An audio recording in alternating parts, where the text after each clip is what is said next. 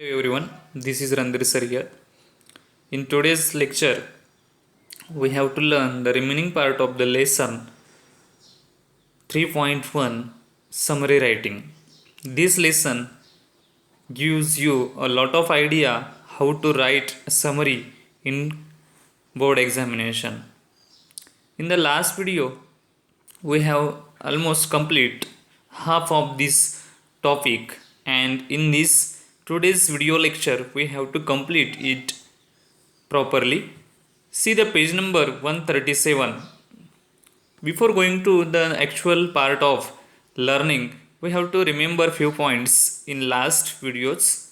What we have learned in it, we have learned do's things in summary writing and don't things in summary writing.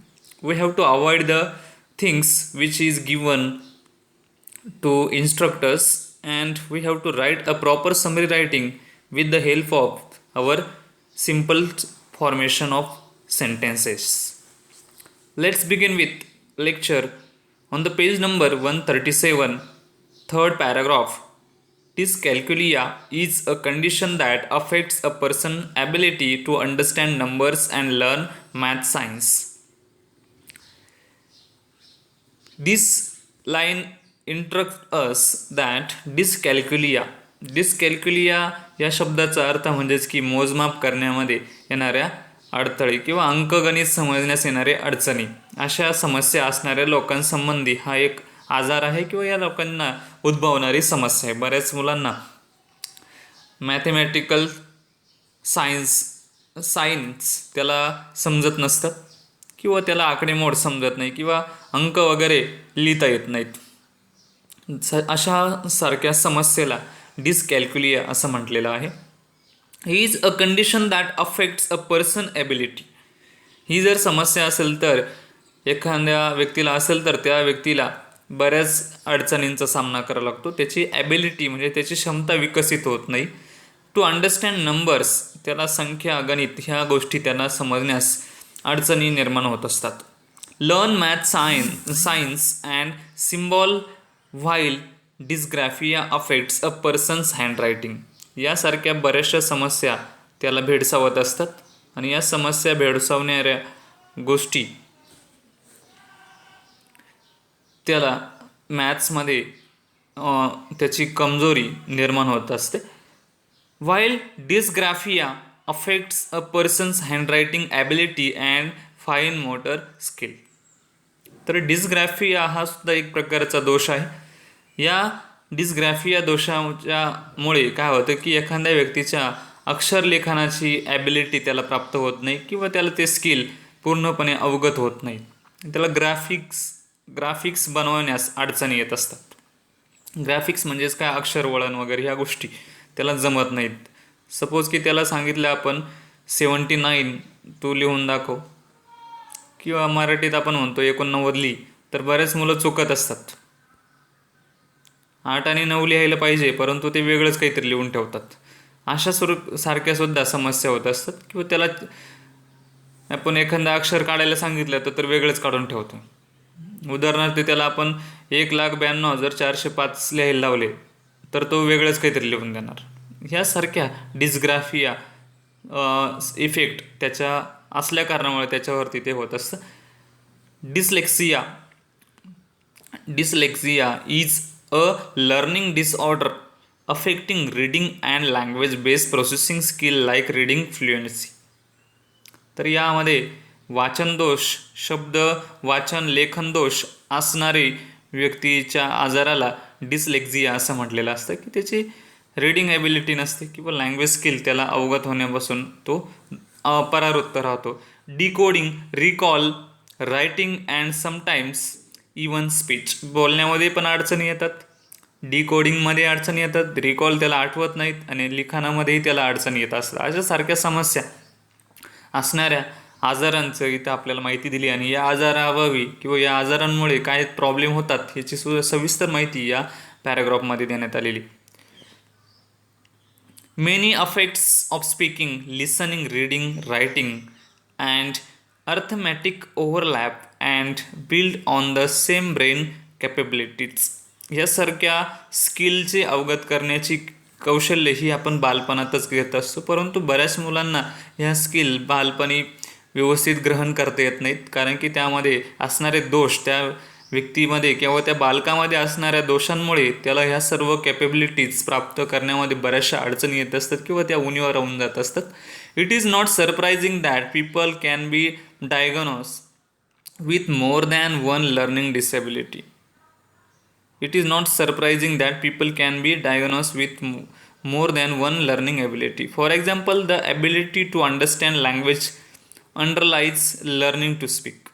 समजा त्याला understanding होत नसेल तर त्याला भाषा शिकण्यामध्ये बऱ्याचशा अडचणी येणार. लर्निंग टू स्पीक, बोलण्यामध्ये समस्या निर्माण होत असते. तर अशा काही आपण डायग्नोस म्हणजेच काय, निदान करणे, या गोष्टी आपण निदान करू शकतो. पण एक निदान करण्यासाठी बऱ्याचशा गोष्टी आपल्याला जाणून घ्याव्या लागणार. Therefore any disorder that hinders the ability to understand language will also interfere with the development of speech.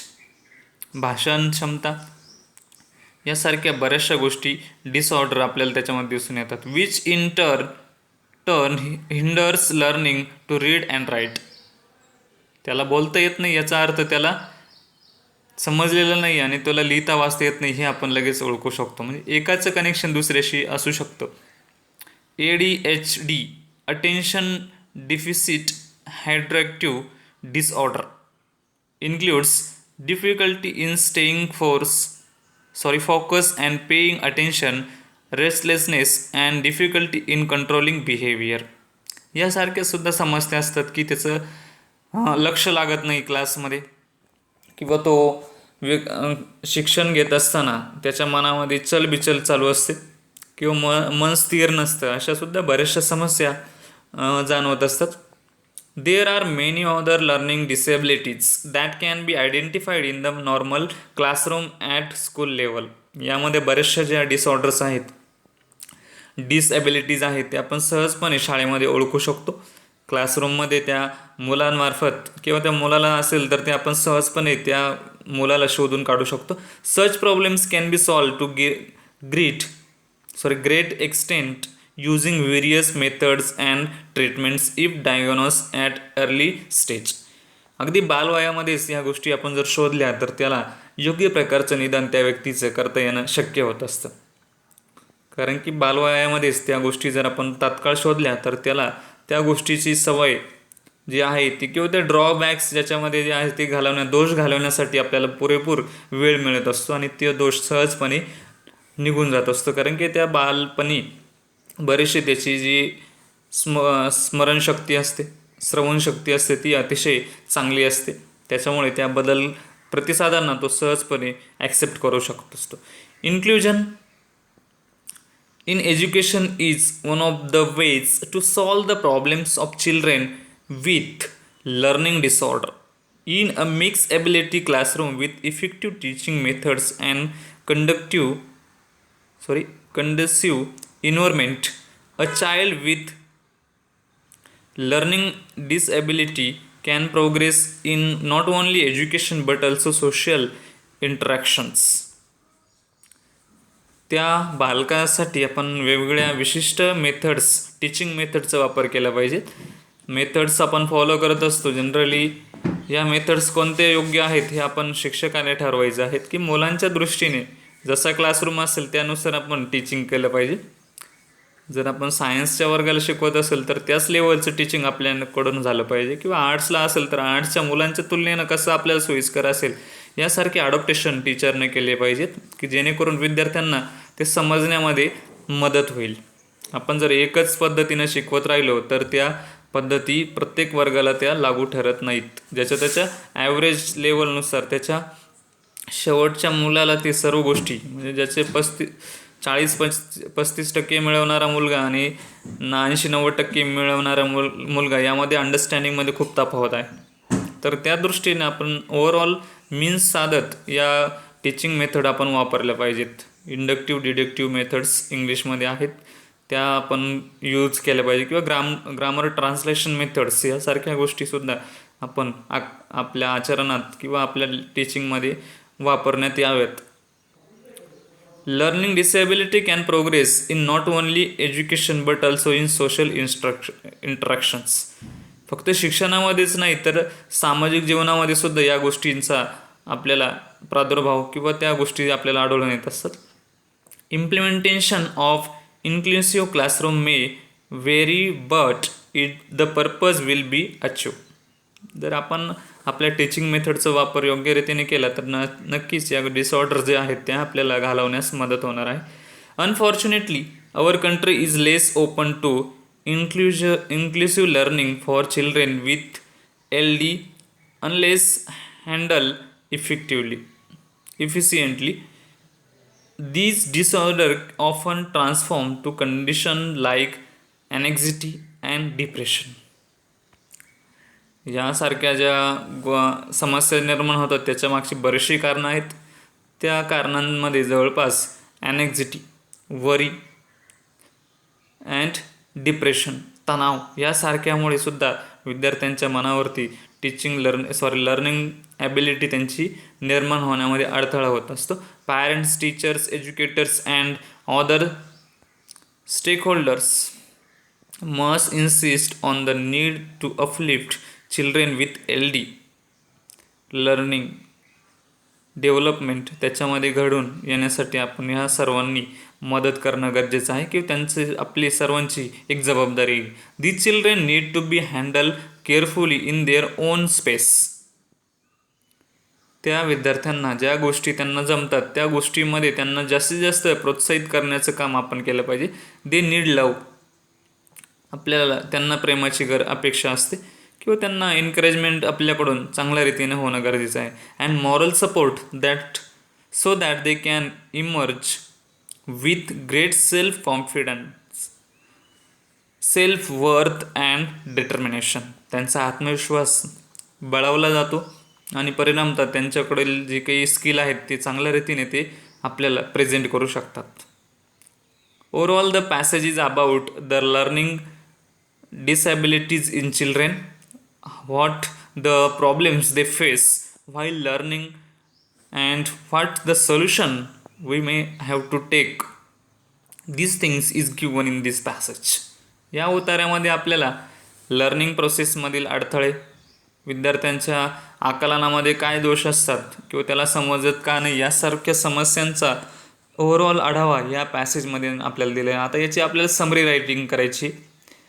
इथे बघा, use the following steps for summary writing. आता ही समरी रायटिंग करत असताना आपल्याला खालील महत्त्वाचे मुद्दे विचारात घेणं गरजेचं आहे. पहिला मुद्दा म्हणजेच रीड द आर्टिकल ट्वाइस. दिलेला उतारा हा दोनदा वाचायचा आहे. ठीक आहे. बघा दुसरी step, ask questions about the purpose of writing. काय लिहायचं आहे असा प्रश्न आपल्याला स्वतःला विचारायचा आहे. You have to ask to yourself a question what you have to write in this summary.